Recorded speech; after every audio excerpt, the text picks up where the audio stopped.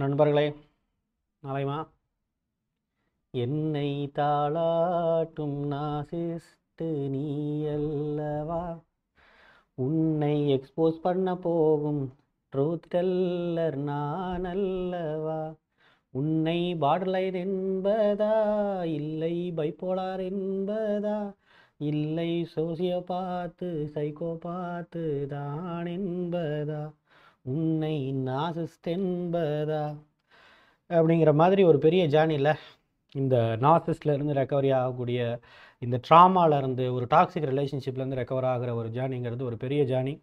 இந்த ஒரு சக்ஸஸ்ஃபுல் ஜேர்னியில் நானும் உங்களோடு இருப்பதில் எனக்கு ரொம்ப சந்தோஷம். விடுமா என்னப்பா போவோம்.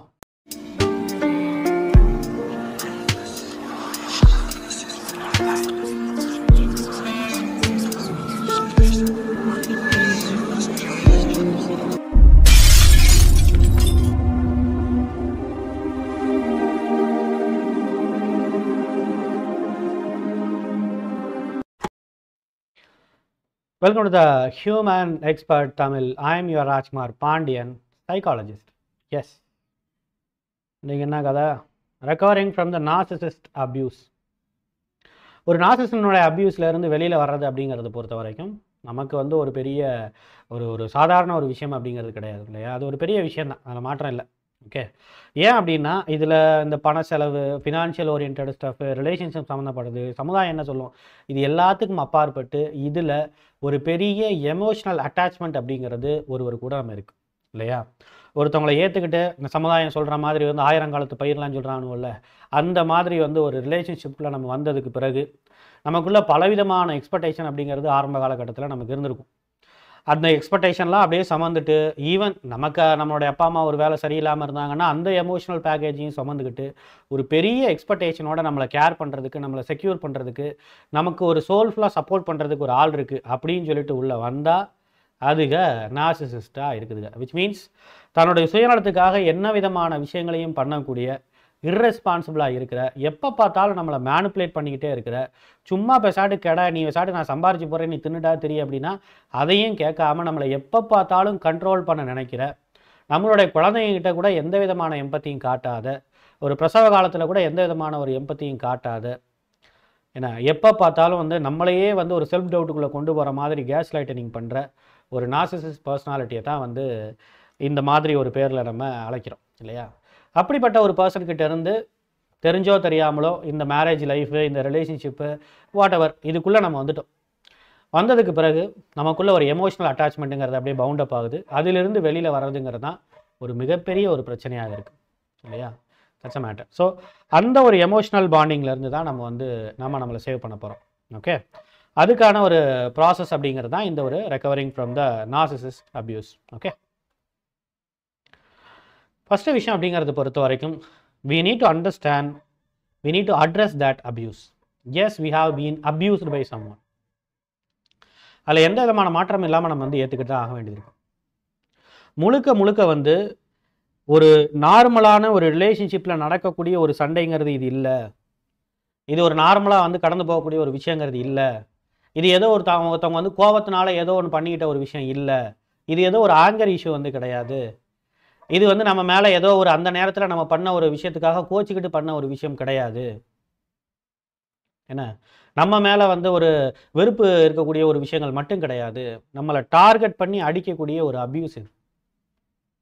இந்த விஷயம் மற்றவங்களுக்கு புரியறதுக்கு முன்னாடி, மற்றவங்க நம்மக்கிட்ட சொல்கிறதுக்கு முன்னாடி, இல்லை நம்ம மற்றவங்ககிட்ட புரிய வைக்கிறதுக்கு முன்னாடி ஃபஸ்ட்டு நமக்கு தெரிஞ்சுக்க வேண்டியது, நமக்கு இது எக்ஸாக்டாக இது அப்யூஸ் தாங்கிறது நம்ம ரியலைஸ் பண்ணணும். அந்த ஃபஸ்ட்டு ஸ்டேஜ் தான் ரொம்ப ரொம்ப இம்பார்ட்டண்டான ஸ்டேஜ். இந்த அப்யூஸ் தான் இதை நீங்கள் உங்களால் ரியலைஸ் பண்ண முடியலன்னு சொன்னால் கண்டிப்பாக ஒரு சைக்காலஜிஸ்டால் கூட உங்களால் ஹெல்ப் பண்ண முடியாது, உங்களுக்கு ஹெல்ப் பண்ண முடியாது. ஏன்னா அவங்க கேட்க கேள்விக்கே உடனே இல்லை சார் அதெல்லாம் ஒரு நார்மலான ஃபைட் தான் சொல்லிட்டீங்கன்னு வச்சுக்கோங்களேன், அந்த கவுன்சிலிங்கிறது அப்படியே நின்று போயிடும். அதுக்கு மேலே அது போகாது இல்லை. அந்த மாதிரியான ஒரு விஷயங்கள் தான் first எடுத்தவொடனே we need to address, yes it is being, yeah it is abuse அப்படிங்கிற எக்ஸாக்டாக நம்ம அதை முதல்ல அட்ரஸ் பண்ணணும்.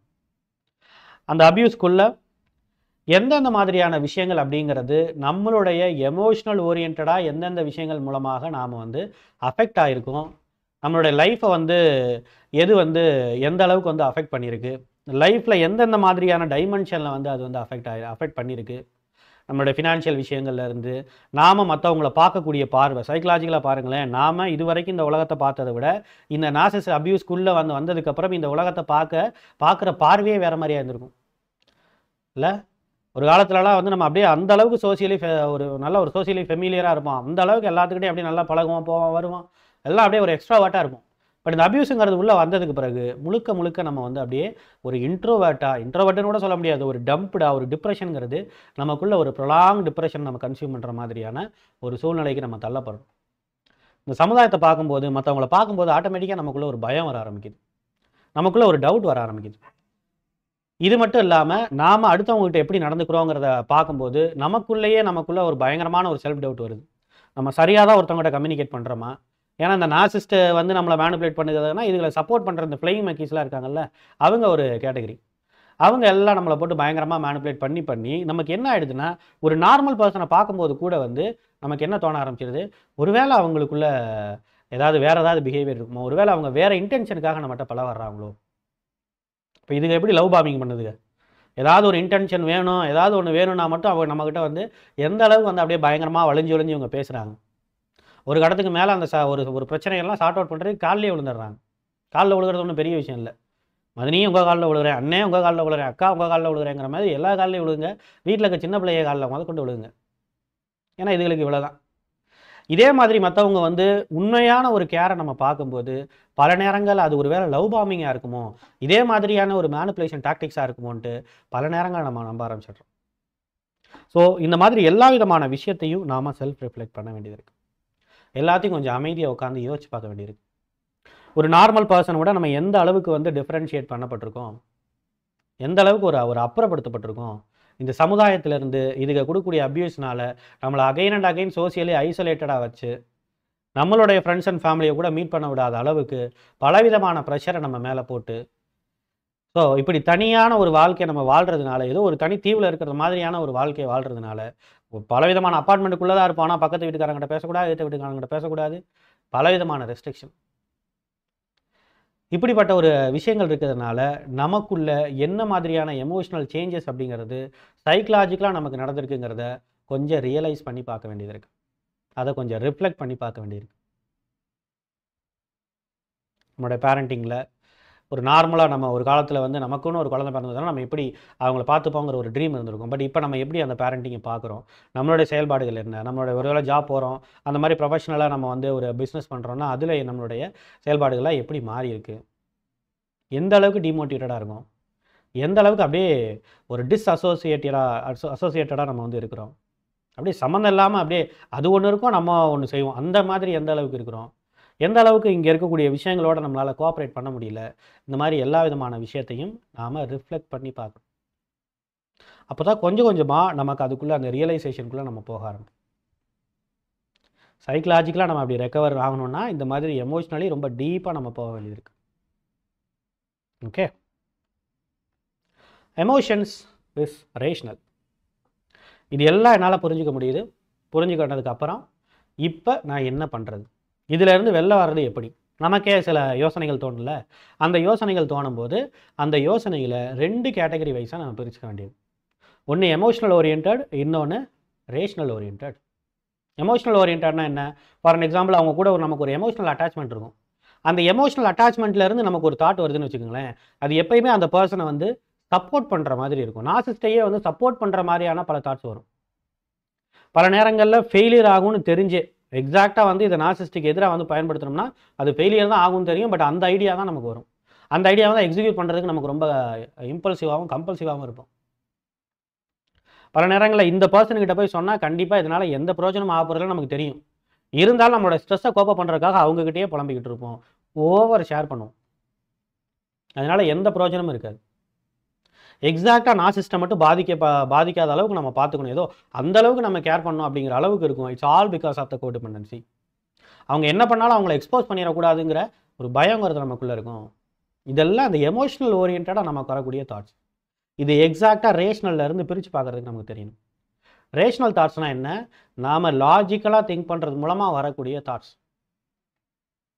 லாஜிக்கலாக இந்த மாதிரி ஒரு பர்சன் என்னை வந்து அப்யூஸ் பண்ணியிருக்கிறாங்க, இவங்களுக்கு சப்போர்ட்டிவாக பல பேர் இருக்கிறாங்க. எனக்கு எக்ஸாக்டாக நல்லா தெரியும், யாரும் என்னை ஏமாற்றிட முடியாது. இந்த உலகத்தில் கூடிய எந்த மனிதர்களையும் நல்ல எந்த பர்சனல் டிசார்டர், இந்த மாதிரி டிசார்டர் ஓரியன்டாக இல்லாமல் இருக்கிற நம்மளை மாதிரி நார்மல் பர்சனை கண்டிப்பாக இந்த உலகத்தில் யாரும் ஏமாற்ற முடியாது. ஏன் சொல்கிற தெரியுமா? அவங்க என்ன தான் நம்மளை வந்து ஒரு விஷயத்தை நம்ப வைக்கணும்னு ட்ரை பண்ணாலும் நாம் அதை வந்து நம்பாமல் அந்த விஷயத்தை வந்து யாராலையும் நம்ம நம்ப வைக்க முடியாது. அண்ட் ஈவன் நாமளே நம்பணும்னு நினச்சாலும் கூட பெயினுங்கிறது பெயின் தான். அதை நம்மளுடைய மனசு வந்து மறுக்கவே மறுக்காது. இல்லை, ஒரு விஷயம் பெயினே இல்லை, இதெல்லாம் வந்து சும்மா நார்மல் தான், இதெல்லாம் நார்மல் விஷயம் தாங்கிறத நம்மளே நம்ம காம்ப்ரமைஸ் பண்ண நினச்சாலும் நம்மளோட மைண்டுங்கிறது என்ன ஆகாது, காம்ப்ரமைஸ் ஆகாது. இல்லை, நமக்கு அப்படியே எல்லாத்தையும் அப்படியே அமைதியாக அப்படியே விட்டுட்டு நம்ம அப்படியே அழகாக நிம்மதியாக தூங்க முடியுமா? நம்மளால் தூங்க முடியாது. தூங்கிக்கிட்டே வேணா இருக்க முடியும். டிப்ரெஷனில் ஒரு டிப்ரெஸ்டு ஸ்லீப்புக்கு போகும்போது ஒரு நாளைக்கு வந்து அசால்ட்டாக 12 மணி நேரம் 13 மணி நேரம் நம்ம தூங்குவோம். அப்படி வேணா இருக்க முடியும். அந்த அளவுக்கு இந்த நாசிஸ் விட்டால் உண்டு. இல்லை லவ் பாமிங் ஸ்டேஜில் அந்த நேரங்கள் ஏதாவது விடுதுன்னா அந்த நேரத்தில் நம்ம அந்த 12-13 மணி நேரம் தூங்குவோம். பேச தூங்கிக்கிட்டே இருப்போம். அந்த ஸ்ட்ரெஸ் மூலமாக அதிகமாக சாப்பிடுவோம், அதிகமாக தூங்குவோம், ஒரு பெரிய கோஆப்ரேஷனே இல்லாமல் சோசியலி விட்ராயலாக இருப்போம். இந்த மாதிரியான விஷயங்கள் தானே இருக்க முடியும். அப்போ இதெல்லாம் வந்து நம்ம செய்ய முடியுமே தவிர மற்றபடி அந்த பெயினால் நம்மளால் என்ன பண்ண முடியாதுன்னு சொன்னால் ஒரு நார்மல் நிலைமைக்கு பீஸ்ஃபுல்லாக நம்மளால் வாழ முடியாது இந்த நாசிஸ்னுடைய அப்யூஸை வச்சுக்கிட்டு. ஸோ இங்கே தான் ரேஷனல் திங்கிங் வருது. பெயின் இஸ் அ பெயின், நம்மளுடைய மைண்டு சொல்லுது. இது பெயின் தான், இது நார்மல் இதிலேருந்து வேறுபட்ட ஒரு விஷயந்தான், அதில் மாற்றம் இல்லை.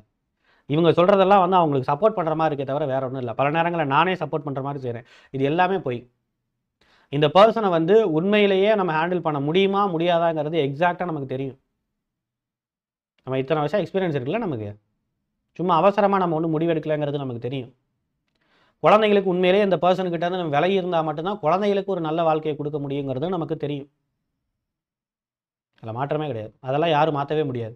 ஸோ நாம் பெயின் அனுபவிக்கிறோம், பெயின்லேருந்து வெளில வரதுக்கான வழிகள் என்னங்கிறத ப்ராக்டிக்கலாக நம்ம திங்க் பண்ணி பார்க்கும்போது அது ரேஷ்னல் தாட்ஸ் ஓரியன்டாக அந்த ரேஷ்னல் விஷயங்கள்லேருந்து நமக்கு வரும். ரேஷ்னல் லாஜிக்கல் ஓரியன்டான தாட்ஸ் எல்லாம் நமக்கு வரும். அதை நாம் வந்து இப்படி டிஃபரன்ஷியேட் பண்ணி அதை நம்ம ஃபாலோ பண்ண ஆரம்பிக்கணும்.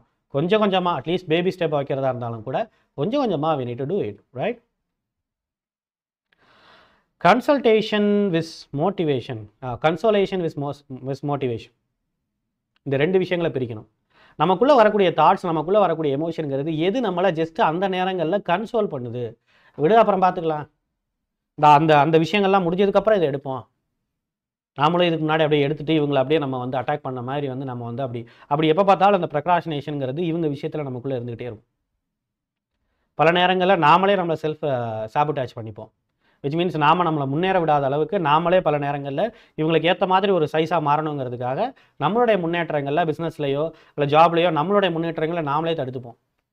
இது எல்லாம் கரெக்டாக பார்த்தீங்கன்னா அவங்களுக்கு ஏற்ற மாதிரியே எல்லாமே அமையும். அப்படின்னா அன்கான்ஷியஸாகவே நம்ம அவங்களுக்கு ஏற்ற மாதிரி ஒரு ஆளாக மாறணுங்கிற இன்டென்ஷன் எனக்குள்ளே இருக்கும்.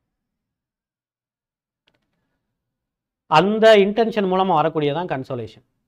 சும்மா அந்த நேரங்களில் ஆறுதல் படுத்துறது, கோயிலுக்கு போகிறது, அந்த நேரத்தில் சர்ச்சு மஸ்ஜித்துக்கு போகிறது, திடீர்னு பார்த்தா நம்ம வந்து புக்கு படிக்க ஆரம்பிச்சிடும், திடீர்னு ஆர்டிகல்ஸ் வாசிக்க ஆரம்பிச்சிடும், என்னென்னமோ செய்ய ஆரம்பிச்சிடும் இஷ்டத்துக்கு. திடீர்னு பார்த்தா அப்படியே ஒர்க்குலேயே அப்படியே நம்மளை போட்டு அப்படியே புதைச்சி வச்சுப்போம். சாட்டர்டே சண்டே கூட ஏதாவது ஒரு கமிட்மெண்ட்டை உள்ளே வச்சுக்கிட்டு நம்ம போயிடுவோம். நாமளே வந்து அந்த ஸ்ட்ரெஸ்ஸுக்காக அந்த ரியாலிட்டியிலேருந்து எஸ்கேப் ஆகணுங்கிறதுக்காக நாம் ஒரு கோப்பிங் மெக்கானிசத்தை எதாவது ஒன்று யூஸ் பண்ண ஆரம்பிச்சிருவோம். அது எல்லாம் நம்மளை கன்சோல் பண்ணுமே ஒழிய அது எதுவும் சொல்யூஷனை கொடுக்காது, அது எதுவும் நம்மளை மோட்டிவேட் பண்ணாது, நம்ம மைண்டில் இருக்கக்கூடிய பெயினை வந்து அது ரிலீஃப் பண்ணாது. அந்த நேரங்களில் அது தள்ளி போடுமே தவிர வேற ஒன்றும் ஆகாது. சாப்பிட்டு சாயந்தரம் பார்த்துக்கலாங்கிற கதை தான் அது. ஸோ அப்படி நமக்குள்ளே வரக்கூடிய தாட்ஸ்லாம் என்னங்கிறதையும் ப்ளஸ் உண்மையிலேயே நம்மளை மோட்டிவேட் பண்ணுறதுக்காக வரக்கூடிய தாட்ஸ்லாம் என்னென்ன அப்படிங்கிறதையும் பிரித்து பார்க்க தெரியணும். மோட்டிவேஷன்னா என்ன, மோட்டிவேட் பண்ணுறதுனா என்ன, நாம் நம்மளையே போட்டு புஷ் பண்ணிக்கிறதுக்கு பேர் மோட்டிவேஷனே கிடையாது. ஏன்னா அந்த யூடியூப் வந்ததுக்கப்புறம் அவனுக்கு இஷ்டத்துக்கு பேச ஆரம்பிச்சிட்டானுங்க. மோட்டிவேஷன் என்ன தெரியுமா, நம்மளை போட்டு பயங்கரமாக புஷ் பண்ணிக்கணும், காலைல எந்திரிக்கணும், 4 மணிக்கு எந்திரி போட்டு சாவு அப்படிங்கிற மாதிரி வந்து 4 மணிக்கு எந்திரி, 5 மணிக்கு எந்திரி, அதை பண்ணு இதை பண்ணு, நம்மளை கம்பல் பண்ணிக்கிறது மோட்டிவேஷன் இல்லை. மோட்டிவேஷன்னா என்ன அர்த்தம்னா சைக்கலாஜிக்கலாக நமக்குள்ளே இருந்து வரக்கூடியது. அப்படி ஒரு அழகாக ஒரு பூ பூக்கும் போது அப்படி ஒரு அழகாக நமக்குள்ளே இருந்து ஒரு எமோஷன் வரும்ல, அந்த மாதிரி அது ஒரு ஃப்ராக்னன்ட் மாதிரி. ஒரு பூ பூக்கும் போது அந்த வாசனைகள்லாம் அப்படியே பரவும்ல அந்த ரூமில்.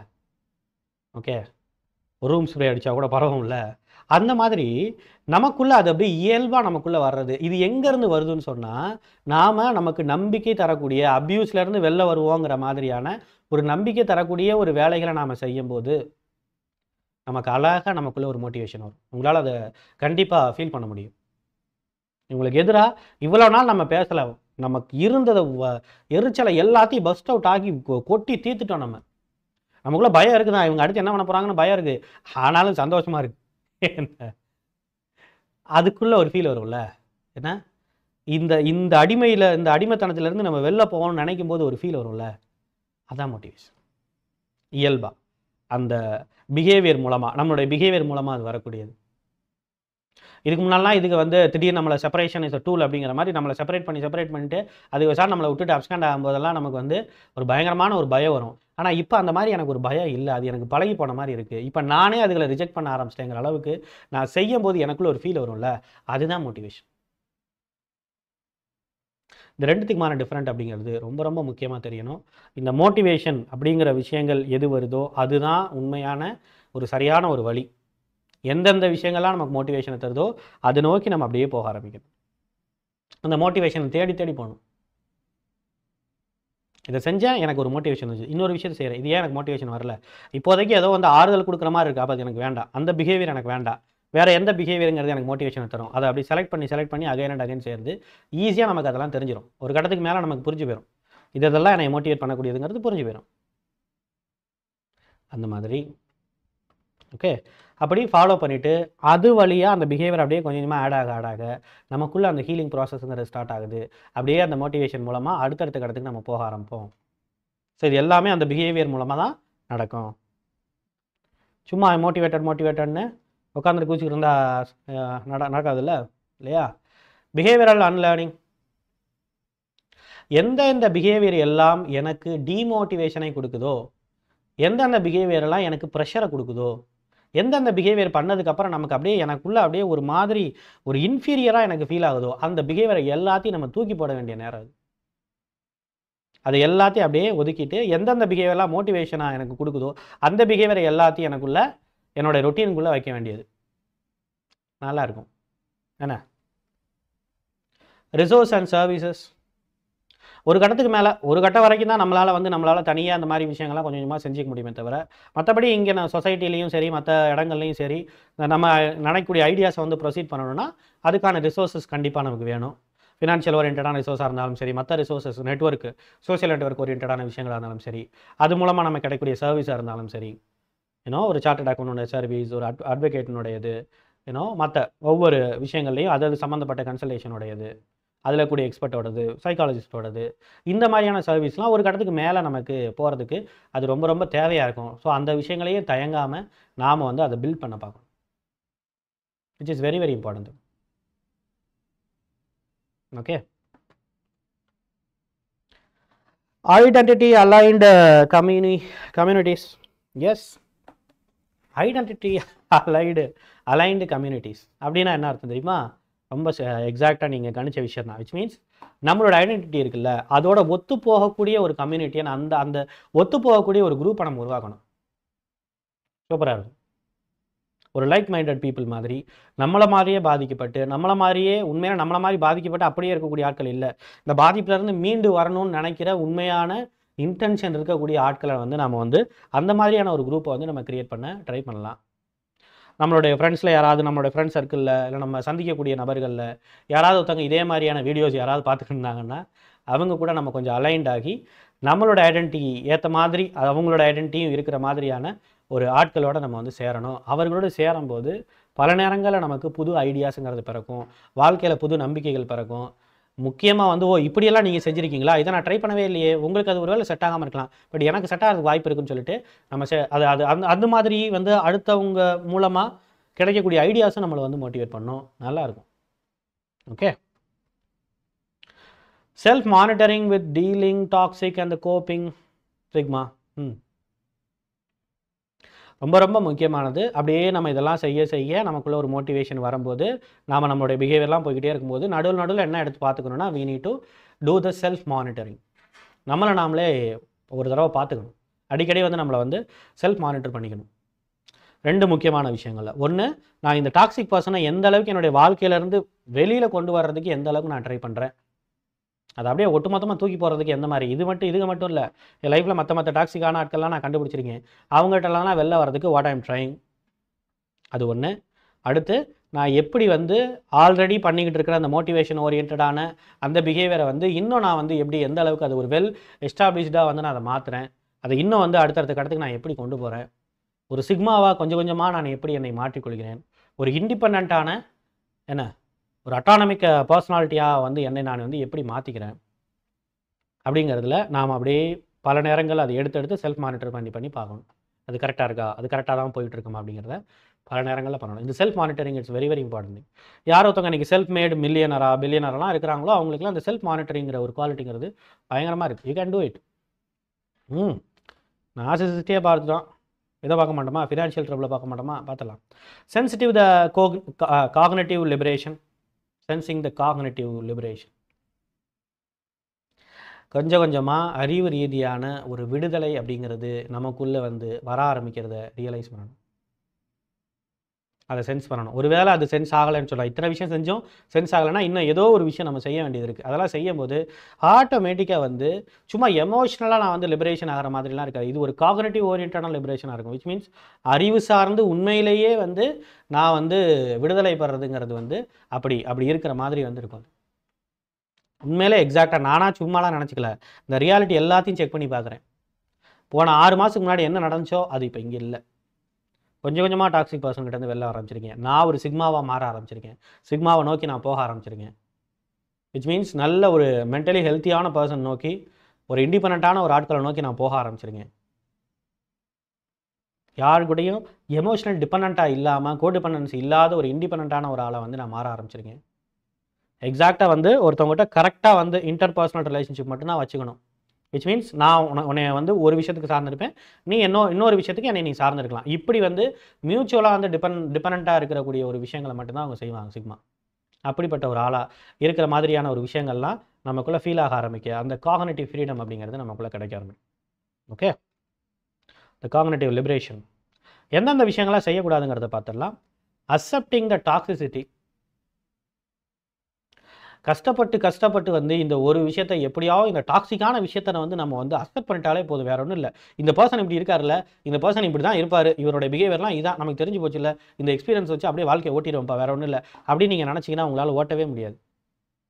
ஏன்னா இந்த பர்சன் இருக்கிற இதுகளுக்கு இந்த ஆப்பில் வந்து வருஷத்துக்கு அப்டேட் இருக்கிற மாதிரி இதுக்கு வந்து 1 மாதத்துக்கு ஒன்று வந்து அப்டேட் ஆகிட்டே இருக்குங்க. அதுக்கு புதுசாக ஐடியாக்களை வந்து நம்ம ஒரு இடத்துல வந்து அப்படியே கோப்பம் பண்ணிக்கிட்டு எப்படியோ எந்திரிச்சு நம்ம நின்றுட்டோன்னு வைங்க. விச் மீன்ஸ் அதெல்லாம் அட்ஜஸ்ட் பண்ணிவிட்டு அப்படியே நம்ம நின்ட்டோன்னு வைங்க, அடுத்த வேறு ஒரு டாமினேஷன் கொண்டு வந்து வைப்பாங்க. ஏன்னா நீங்கள் ஒரு எல்லாத்தையும் அட்ஜஸ்ட் பண்ணிவிட்டு அப்படியே அமைதியாக நீங்கள் இருந்துடக்கூடாதுங்கிறதான் அவங்களுடைய டார்கெட். அவங்க சொல்லும் போது என்ன சொல்லுவாங்க, எல்லாத்தையும் அட்ஜஸ்ட் பண்ணிட்டு இருன்னு சொல்லுவாங்க. ஆனால் அவங்க அப்படி இருக்க விட மாட்டாங்க. ஒரு விஷயத்தை அட்ஜஸ்ட் பண்ணால் இன்னொரு விஷயத்தை கொடுப்பாங்க, அந்த டார்கெட்டை முடிக்கவங்களாட்டி இன்னொரு டார்கெட், இப்படியே கொடுத்து உங்களை எப்பயுமே ரெஸ்ட்லெஸ்ஸாக வச்சுருக்கணும், எப்பயுமே நீங்கள் வீக்காக இருக்கணும். அப்போ தான் அவங்கள பற்றி நீங்கள் வந்து நிறைய வந்து கேள்விப்படாமல் இருப்பீங்க. விச் மீன்ஸ் அவங்கள நோண்டாமல் இருப்பீங்க, அவங்கள அட்டாக் பண்ணாமல் இருப்பீங்கன்ட்டு உங்களை எப்பயுமே வீக்காக இருக்க வைக்கிறதுக்கு எல்லா வழிகளையும் பார்ப்பாங்க. ஸோ இந்த விஷயங்களை உங்களால் அக்செப்ட் பண்ண முடியாது. இன்றைக்கி நடக்கிற பிரச்சனைகளை நீங்கள் அக்செப்ட் பண்ணுற மாதிரி உங்களுக்கு தோணலாம், நாளைக்கு ஒரு பிரச்சனை வந்து நிற்கும். எப்படி நேற்று ஒரு பிரச்சனை முடிஞ்சவொடனே இன்றைக்கி ஒரு பிரச்சனை வந்து நினச்சி பாருங்கள், இதே மாதிரி நாளைக்கு ஒரு பிரச்சனை வந்து நிற்கும். இப்படியே உட்காந்துட்டு நம்ம பண்ணிகிட்டு இருக்க போகிறோமா? we should not do it, right? Condition based procrastination. இந்த விஷயம் நடந்ததுன்னா, இந்த கண்டிஷன் வந்ததுன்னா நான் அப்போ வந்து இதுலேருந்து நான் வெளில வரேன். என் குழந்தைங்க இன்னும் ஒரு 2 வருஷம் தான் படிப்பு முடிக்க வேண்டியது, படிப்பு முடிச்சா அதுக்கப்புறம் நான் அதுலேருந்து வெளில வரேன். இல்லை இந்த ஸ்டாண்டர்ட் முடிச்சிட்டாங்கன்னா நான் வெளில வந்துடுவேன், இல்லை இது கொஞ்சம் அவங்களுக்கு வரம் தெரிய ஆரம்பிச்சா வெளில வந்துடுவேன், இல்லை நான் ஃபினான்ஷியலி இப்படி நான் ஸ்ட்ராங் ஆகிட்டா வெளில வந்துடுவேன் அப்படின்ட்டு சம்மந்தம் இல்லாமல் உண்மையிலே நம்ம ஆக்சுவலி ரெடியாக இருக்க மாட்டோம். பட் இருந்தாலும் வந்து அந்த மாதிரி சொல்லிக்கிட்டு வந்து நாம் காலம் தாழ்த்தக்கூடாது. இன்றைக்கி நம்ம என்ன பண்ணணும்னு நினைக்கிறோமோ அந்த விஷயங்களை பண்ணி முடிச்சாகணும். இன்றைக்கி நம்ம கையில் காலம் இருக்குல்ல, இது போனால் திரும்பி வந்துடுமா நமக்கு? ஏன்னா என்ன 1 வருஷத்துக்கு அப்புறம் இந்த வீடியோலாம் பார்த்தா நமக்கு உண்மையிலேயே நம்ம வந்து கொஞ்சம் முன்னேறாமல் இருந்தோம்னா இந்த வீடியோலாம் நமக்கு பெரிய அளவில் எடுத்துக்கிற மாதிரியே இருக்காது, அந்தளவுக்கு இருக்கும் நமக்கு. விச் மீன்ஸ் இது பெரிய நமக்குள்ளே எந்த மாற்றத்தையும் ஏற்படுத்தாது. இன்றைக்கி வந்து இந்த வீடியோங்கிறது கொஞ்சம் வைப்ரண்ட்டாக நமக்கு இருக்கலாம். பட் 1 வருஷத்துக்கு அப்புறம் எல்லாத்தையும் அனுபவிச்சுட்டு திருப்பி இந்த வீடியோ பார்த்தோன்னு வச்சுங்க, நமக்கு ஒரு பெரிய வைப்ரேஷன் இருக்காது. Okay, so this is what the condition based procrastination. அந்த மாதிரி ஏதாவது ஒரு கண்டிஷனை வச்சுக்கிட்டு ப்ரொக்ராஷினேட் பண்ணிக்கிட்டே இருக்கக்கூடாது. பிகாஸ் நீங்கள் ப்ரொக்ராஷினேட் பண்ண ஆரம்பிக்கிறீங்கன்னு சொன்னாலே உங்களுக்குள்ள யூ ஆர் நாட் ரெடி. இப்போதைக்கு நாளைக்குன்னு சொன்னால் இன்றைக்கி நீங்கள் ரெடி இல்லைன்னு அர்த்தம். நாளைக்கு நீங்கள் எப்படி ரெடியாக போகிறீங்க இல்லையா? ஸோ இன்றைக்கே நம்மளை ரெடி பண்ணிக்கணும். That's a matter. Toxic productivity codependency. Toxic productivity அந்த விஷயங்களை மட்டும் நம்ம செஞ்சிடக்கூடாது. விச் மீன்ஸ் இந்த கோடிபெண்டன்சி ஓரியன்டாக வந்து இந்த ப்ரொடக்டிவிட்டி, டாக்ஸிக் ப்ரொடக்டிவிட்டினா என்ன அர்த்தம்? நம்மளை வந்து அகைன் அண்ட் அகைன் அந்த டிபெண்டன்சிக்குள்ளே கொண்டு போகிறது. பாசிட்டிவ் ப்ரொடக்டிவிட்டினா என்ன அர்த்தம்? நம்மளை அடுத்தடுத்த கடத்துக்கு கொண்டு போவோம், மேலே மேலே கொண்டு போவோம். டாக்ஸிக் ப்ரொடக்டிவிட்டினா என்ன? நம்மளை கீழே கீழே கொண்டு போவோம். நான் ஒரு விஷயம் செய்வேன், அந்த விஷயத்து மூலம் எனக்கு ஒரு ரிசல்ட் கிடைக்கும்ல, அந்த ரிசல்ட்னால நான் கீழே தான் போவேன் தவிர மேலே வர மாட்டேன். அப்படிப்பட்ட விஷயங்கள் விச் மீன்ஸ் அவங்களுக்கு ஃபேவரபுளாக இருக்கிறது, அவங்களுக்கு சப்போர்ட்டிவாக இருக்கிறது, இந்த மாதிரி அவங்க சாரியே கேட்காம அவங்கள நம்ம மன்னிச்சிடுறது, இந்த மாதிரியான கதைகள்லாம். ஓகே, இதெல்லாம் டாக்ஸிக் ப்ரொடக்டிவிட்டி தான் இல்லையா? ஈவன் நீங்கள் விட இப்போ நான் நல்லா அட்ஜஸ்ட் பண்ணி பழகிட்டேன் அப்படின்னு சொல்கிறதுனால எந்த பிரயோஜனமும் இல்லை இல்லையா? And the reasoning we need to stop it. இந்த உலகத்தில் இருக்கக்கூடிய சாதித்த எல்லாத்துக்கும் சாதிக்கவே முடியலை அப்படின்னு சொல்கிறதுக்கு பலவிதமான ரீசன்கள் இருந்திருக்கு. அதெல்லாம் தூக்கி போட்டுட்டு தான் அவங்க சாதிச்சிருக்காங்க. அவங்களுக்கும் குழந்தைகள் இருந்திருக்கலாம், அவங்களுக்கும் குடும்பம் இருந்திருக்கலாம், அவங்களுக்கும் பிரச்சனைகள் இருந்திருக்கலாம், அவங்களுக்கும் ஃபினான்ஷியல் ஸ்ட்ரகிள் இருந்திருக்கலாம், அவங்களுக்கும் ஹெல்த் ஓரியன்டான விஷயங்கள் இருந்திருக்கலாம், அவங்களுக்கும் எக்கனாமிக்கலி ரொம்ப வீக்காக இருந்திருக்கலாம், அவங்களும் மென்டலி வீக்காக இருந்திருக்கலாம், அவங்களும் ஃபிசிக்கலி வீக்காக இருந்திருக்கலாம், அவங்களும் காக்னேட்டிவ் ஓரியன்டாக அறிவு சார்ந்து வீக்காக இருந்திருக்கலாம். இதெல்லாம் இருந்தாலும் கூட அவங்க சாதிச்சிருக்காங்க. அவங்களுக்கும் ஏஜ் கல்யாணம் ஆகி 20 வருஷம் கூட இருந்திருக்கலாம். எனக்கு 20 வருஷத்துக்கு முன்பே தெரிந்திருந்தால் அப்படிங்கிற கதையெல்லாம் அவங்க போடாமல் இன்றைக்கி அவங்க ஸ்டெப் எடுத்து வச்சு மேலே வந்திருக்கிறாங்க இல்லையா? ரீசனிங் சொல்லக்கூடாது இல்லையா? எல்லாரும் நம்மளை ஏமாத்துறாங்க, நம்மளே நம்ம ஏமாற்றிக்கலாமா? என்ன யோசிச்சு பாருங்க. Deadline driven motivation. கடைசி காலத்தில் வந்து செய்கிறது டெட்லைன் ட்ரிவன் மோட்டிவேஷன். அந்த டெட் எண்டில் வந்து ஒரு விஷயத்தை செய்கிறது. அதாவது அவங்க பிரச்சனை வரட்டும், அந்த பிரச்சனைலாம் வந்து பெருசாகி எல்லாம் பண்ணி வரட்டும், அப்புறம் வந்து நாம் வந்து பார்த்துக்கலாம் அப்படிங்கிற மாதிரியான ஒரு மோட்டிவேஷன் வர்றது. விச் மீன்ஸ் அப்போ வரும்போது நம்ம வந்து பார்க்கலாம், அந்த கரெக்டாக அந்த கடைசி நேரத்தில் வந்து செய்கிறது. அதுவே ஒரு கோடிபெண்டன்சியோட நேச்சர் தான் தெரியுமா? ஏன் கடைசி நேரத்தில் செய்கிறோன்னா, கடைசி நேரத்தில் செய்யக்கூடிய 70% ஆஃப் ஒர்க் வந்து என்றைக்கும் சரியாக முடிக்கப்படாத சரித்திரமே கிடையாது. 30% தான் முடிச்சிருக்கும். அது கடமைக்கு முடித்த மாதிரி தான் இருக்கும். அது ஒரு விஷயம் பொறுமையாக வந்து அது வந்து செய்யப்படுறதுக்கும் அப்பப்போ வந்து அது அந்த கடைசி நேரத்தில் வந்து செய்யப்படுறதுக்கும் நிறைய விதமான வித்தியாசங்கள் இருக்குது. ஸோ மேக்ஸிமம் நம்ம தோற்று போகிறத தான் நம்ம தேர்ந்தெடுத்துருந்தோம். ஓகே, இது எல்லாத்தையும் நம்ம கொஞ்சம் ஒர்க் அவுட் பண்ண வேண்டியது இருக்குது. That's a matter. நாளைக்கு இந்த ஃப்ராய்டு தியரி ஆஃப் பர்சனாலிட்டி விஷயங்களை கொஞ்சம் டீட்டெயில்டாக பார்ப்போம் அடுத்த வீடியோவில். ஓகேவா? வேறு என்ன விட்டோட்டா? Thank you so much. From the human expert Tamil, I am your Rajkumar Pandian, psychologist. That is what